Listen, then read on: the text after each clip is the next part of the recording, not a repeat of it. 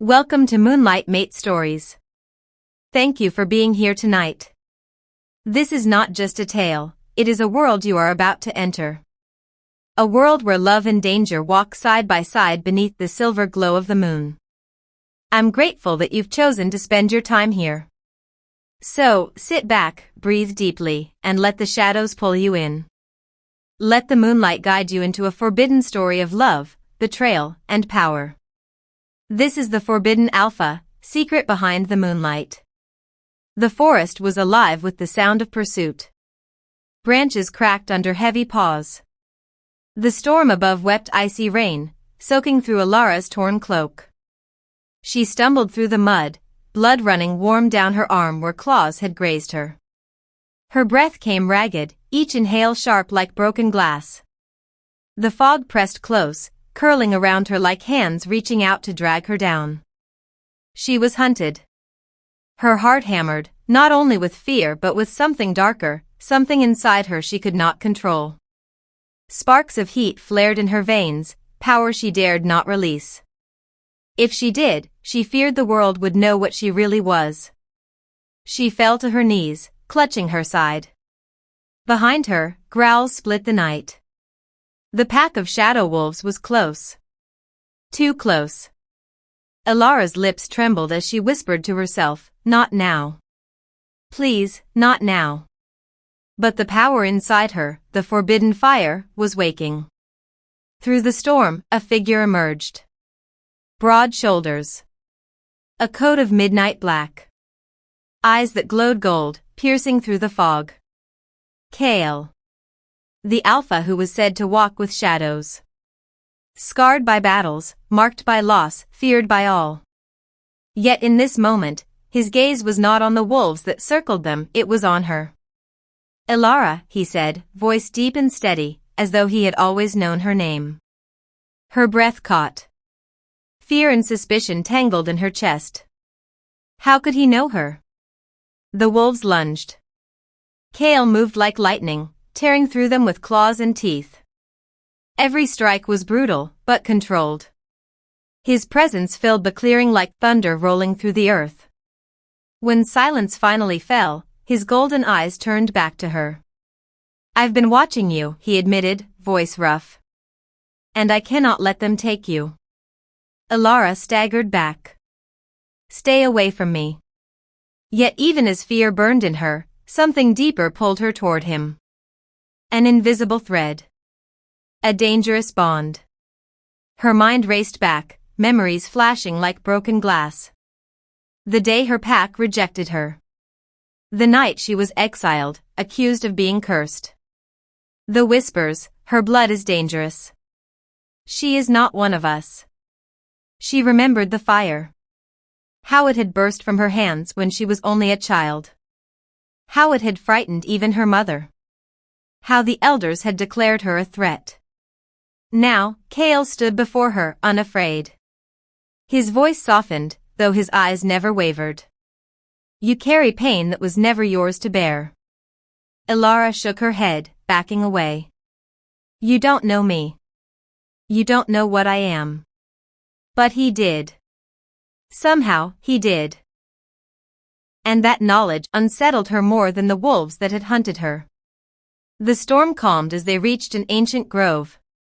Stones rose from the earth, carved with runes older than time. The moon broke through the clouds, bathing the shrine in silver light. Elara's chest tightened. She had seen this place before, in dreams. Kale touched the stones with reverence. "The prophecy speaks of you." Her throat closed. "No. I am no one." But the runes glowed, responding to her presence. Flames of pale silver danced along the carvings. A voice, not of this world, whispered through the grove. "Child of the flame. Marked by the moon. You are both ruin and salvation." Elara stumbled back, shaking her head. "No. They said I was cursed. They said I was dangerous." Kale stepped closer, his voice a vow. "They were right. You are dangerous. But you are also destiny. She trembled, caught between denial and the undeniable truth written in fire before her. The grove never felt safe again. Elara watched the altar's pale light die down and felt the weight of 1,000 eyes pressing at the edge of the trees. Kale stood at her shoulder like a shadow that could move and act, alert, rigid, with every muscle coiled. He had not slept. Neither had she. The prophecy sat between them like a cold stone. Then the sound came of first small, then growing, the thrum of many feet. The smell of torches. Voices low and full of hate. Kale's face went hard. "They know," he said. His voice was quiet, but it carried.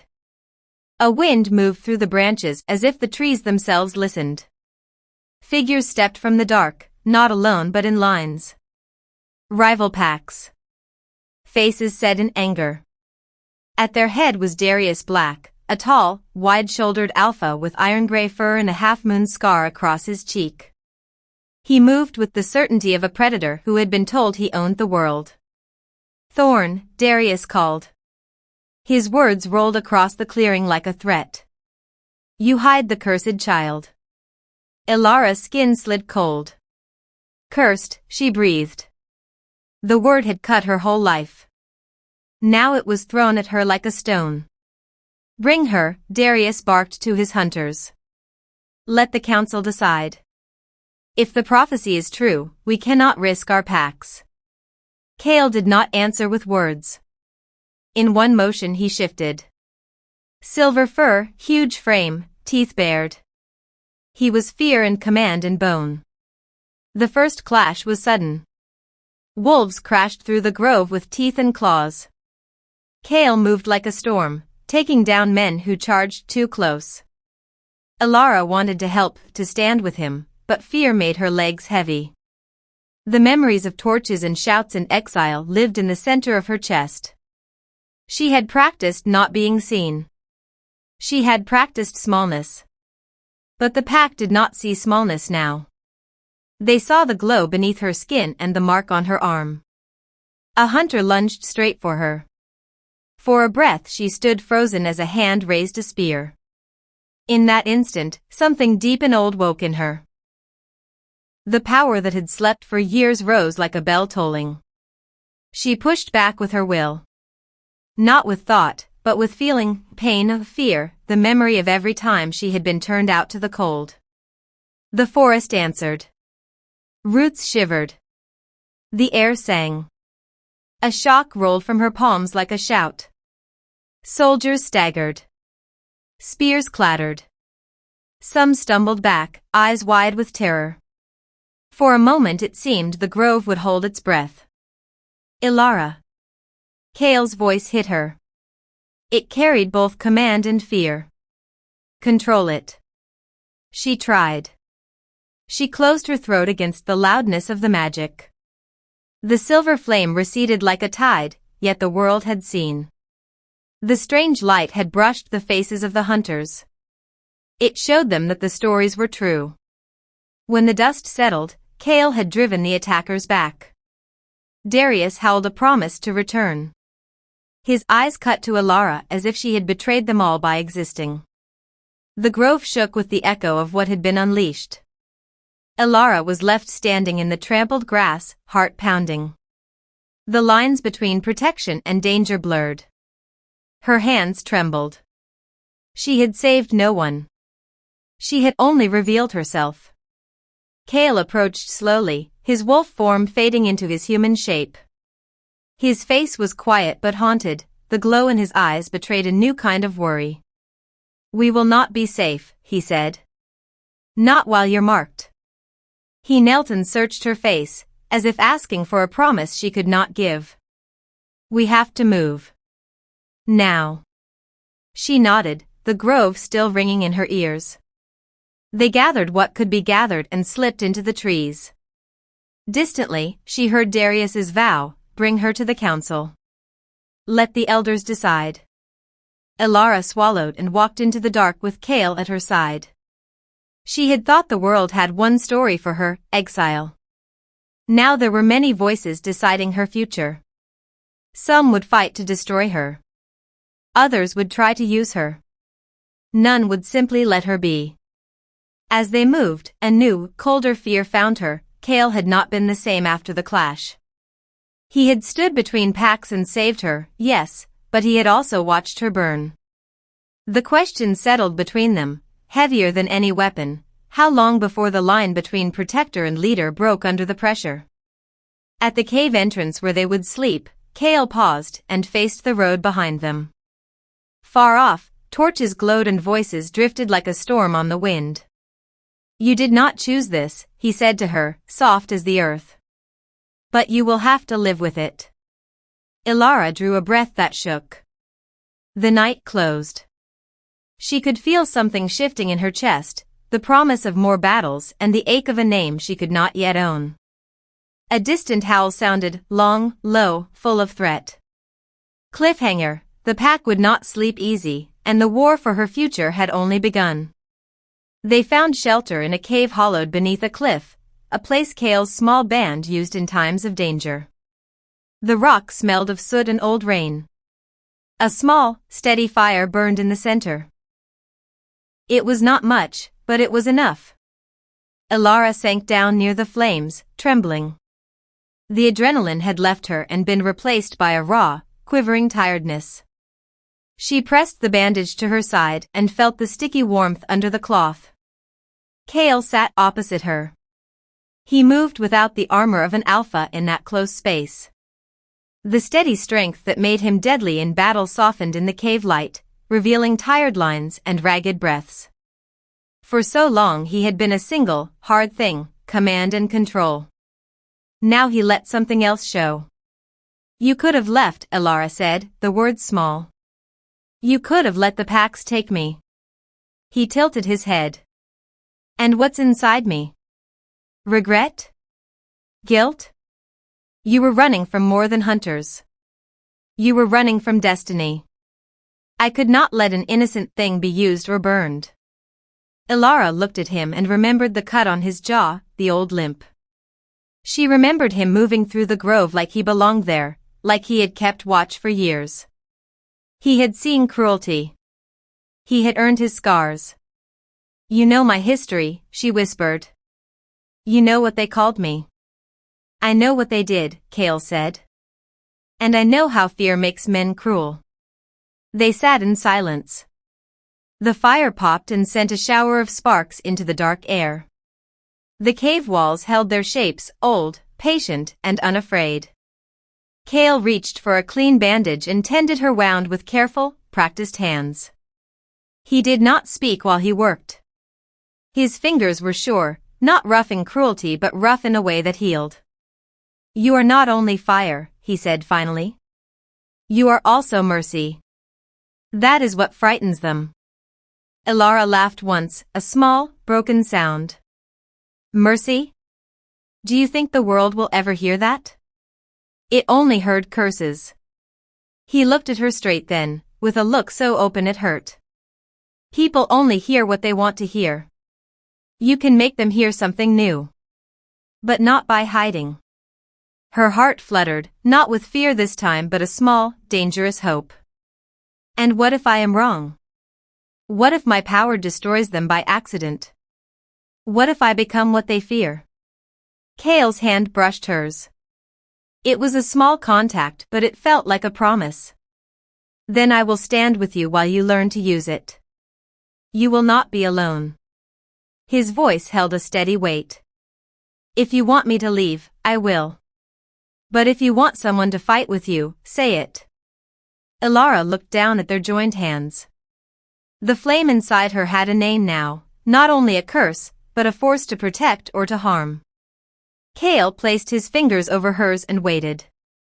The near kiss hung between them like a held breath. Their faces came close, firelight painting soft shadows along their cheeks. For a moment Elara let herself imagine a life that was small and ordinary, a life where no one hunted her, where hands were warm and not weapons. But the memory of the council's anger, the flash of Darius's hostile eyes, the knowledge of Malric's shadow still at large, all of it pushed her back. She stepped away gently. I am not ready, she whispered, voice raw.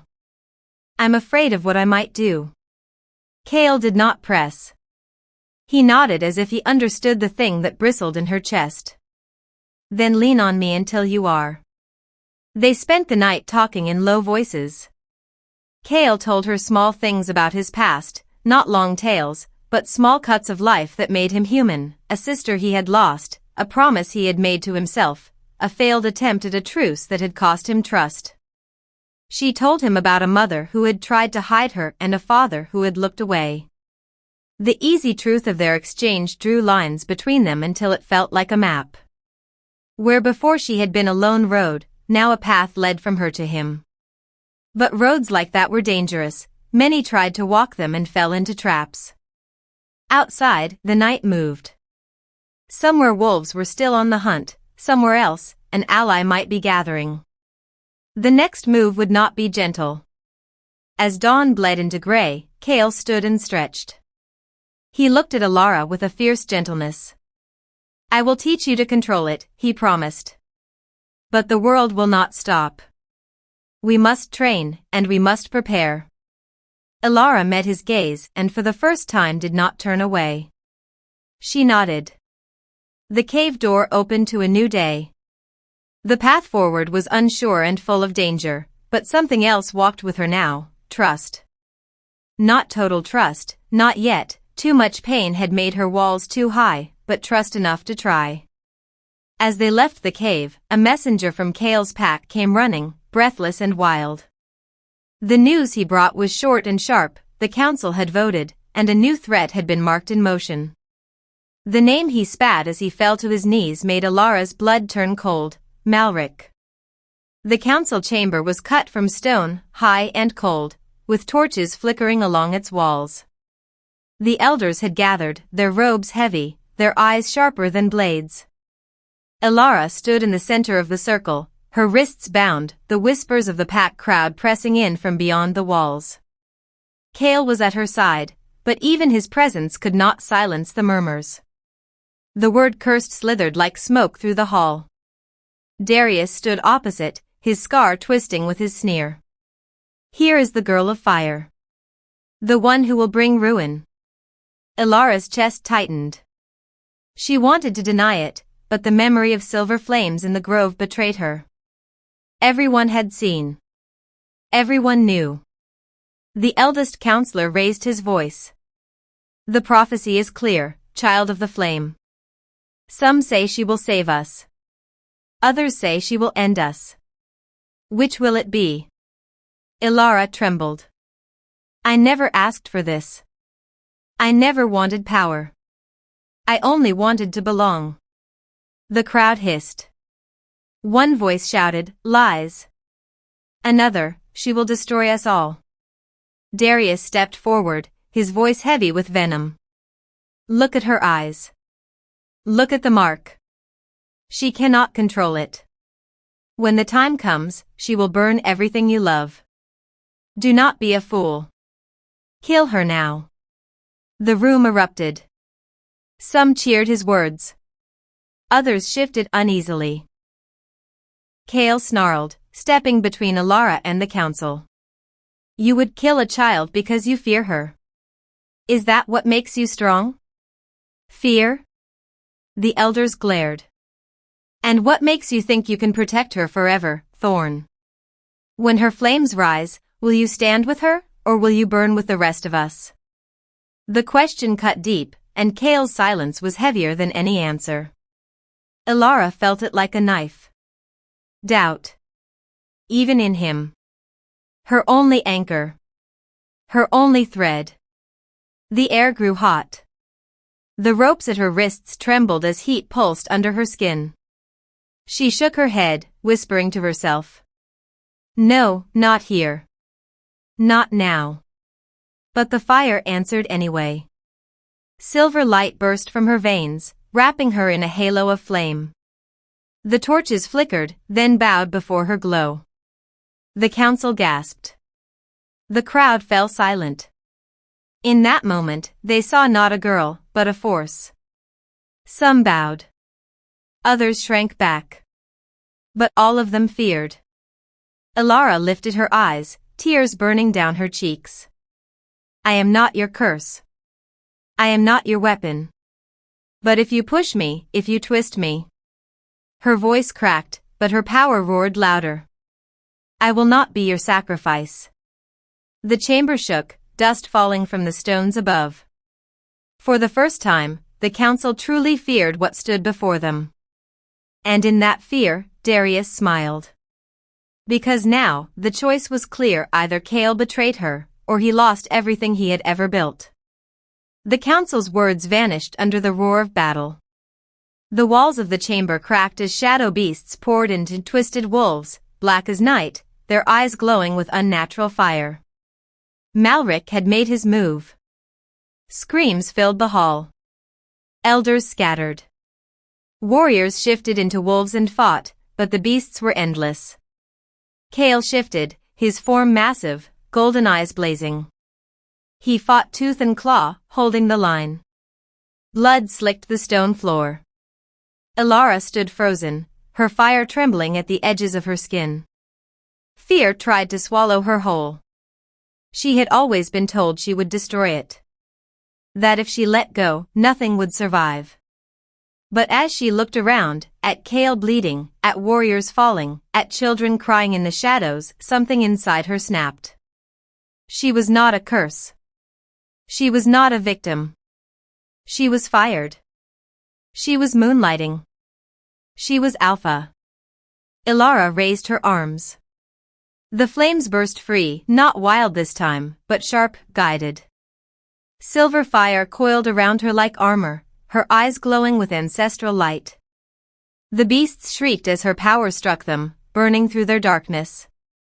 The earth trembled. The air rang with the voices of the dead, ancestors, old alphas, warriors lost to time. Child of the flame. Not a destroyer. Not sacrifice. Alpha. The beasts faltered. Wolves in the hall dropped to their knees, not in fear, but in awe. Kale paused, his chest heaving, his eyes wide. He whispered her name like a prayer. Elara. The silver fire raged, brighter and brighter, until the last of the shadow beasts crumbled to ash. The chamber lay in ruins, the stones cracked, the council speechless. Elara stood at the center, her body trembling, her voice steady. I will not die for your fear. I will not live for your control. I am not your sacrifice. The silence that followed was heavy. Some wolves bowed their heads. Others looked at her with terror. But all of them knew. The prophecy had awoken. The child of the flame had claimed her power. And the world would never be the same. The council chamber still smoked with ash. Wolves coughed and trembled as they crawled from the ruins.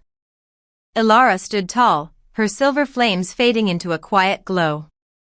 Her power had saved them, yet their eyes still held fear. The eldest counselor staggered forward. Do you see? This is what we warned of. No one should hold this much power. Not even a thorn.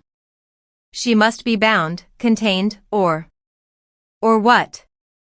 Kale's voice thundered, his wolf form half-shifted, golden eyes blazing. Without her, you'd be corpses. Without her, Malric would already rule these lands. You should be kneeling at her feet. Some wolves did kneel. Others spat, their loyalty split. Elara's heart ached. No matter how much she fought to prove she was more than a curse, they only saw the flames, not the girl. Then, a scream. The shadows that had been burned into the walls began to move. Malric's laughter slithered through the air. You think you've won, little flame? This was only a taste. The walls split again.